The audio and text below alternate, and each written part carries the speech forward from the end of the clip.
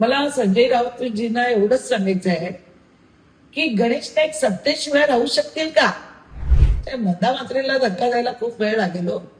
मंदा मात्रेने स्वतः धक्का दिलेला आहे 2दा. आणि सत्तेशिवाय लाचार, मी काय सत्तेशिवाय लाचार नाही आहे. मी त्यांच्या दारात आजपर्यंत कधी पद मागायला गेले नाही आणि आयुष्य मरेल पण कधी पद नाही मागायला जाणार. संजय राऊतजी, तुम्ही प्रवक्ते पद घेतलंय, खूप चांगली गोष्ट आहे. लवकरात लवकर तुम्ही त्यांना घेऊन जा अशी माझी तुम्हाला विनंती. भारतीय जनता पार्टीचे 2 सक्रिय कार्यकर्ते माननीय मुख्यमंत्री, माननीय प्रदेश अध्यक्ष चव्हाण साहेब यांच्याकडे दिले होते आणि ती प्रदेश नावं इकडे येणार होती, दिली गेलेली नाही असे समजते मला. पण त्याच्यामध्ये मंदा मात्रेला कुठला धक्का बसला अशातला भाग नाहीये. मला धक्का मारायला अजून वेळ लागणार आहे. त्याच्यामुळे मला एवढंच सांगायचंय की पक्षाने दिलेले कार्यकर्त्यांना जर स्वीकृत सदस्य मिळत नसेल तर पक्ष कार्यकर्ते नेमकं काय करावं? आज मी बघितली एक बातमी. मला संजय राऊतजींना एवढंच सांगायचं आहे की गणेश नाईक सत्तेशिवाय राहू शकतील का?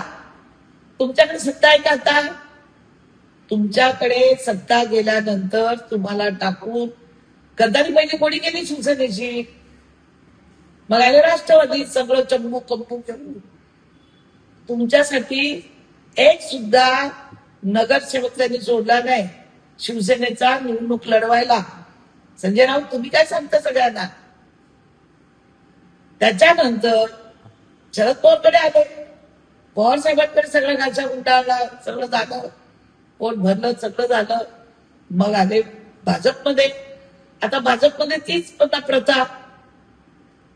पुन्हा भाजपमध्ये पोट भरल्यानंतर इथला पुन्हा गच्चंत उचलणार, आणखी तिसरीकडे जाणार. त्या मंदा मात्रेला धक्का द्यायला खूप वेळ लागेल हो. मंदा मात्रेने स्वतः धक्का दिलेला आहे 2दा.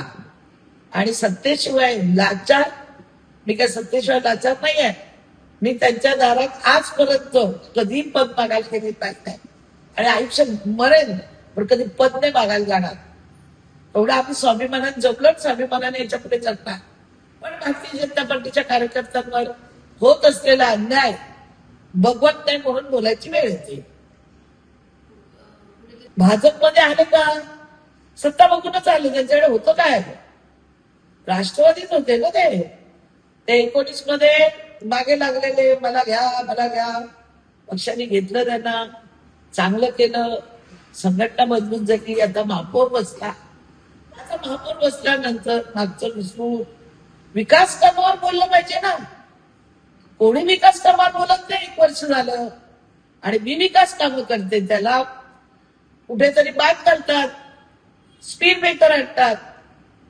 त्याच्यामुळे विकास कामावर चर्चा झाली पाहिजे. मला वाटतं संजय राऊतजी, तुम्ही प्रवक्ते पद घेतलंय, खूप चांगली गोष्ट आहे.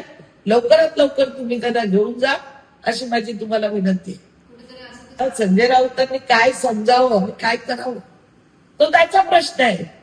पण मी त्यांना जुनी आठवण का करून दिली की पहिल्या पक्षाचे तुमचे गद्दार कोण होते ती त्यांना मी आठवण करून दिली. बाकी काय नाही.